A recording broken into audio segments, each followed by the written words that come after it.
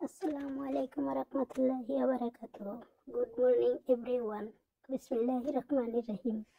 আসুন আমরা সকল মুমিন মুসলমান ফজরের নামাজ দিয়ে আমাদের জীবন শুরু করি। এবার আসুন দুই একটি হাদিস শুনে নিই।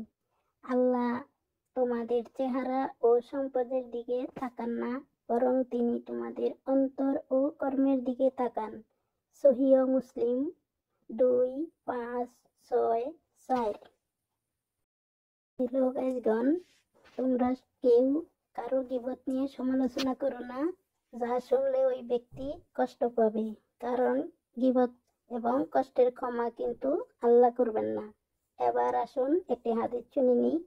গীবত পরনিন্দা জিনের চেয়েও কঠিন পাপ।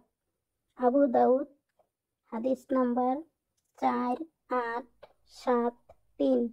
আসুন আমরা নিজেকে সতিয়ে চলি, আল্লাহকে ভয় করি, সবাইকে ভালো উত্তম উপদেশ দান করি, একে অন্যের সাহায্যে এগিয়ে আসি। হ্যালো গাইজগণ, আমরা সকলেই যেমন আছি বলবো আলহামদুলিল্লাহ।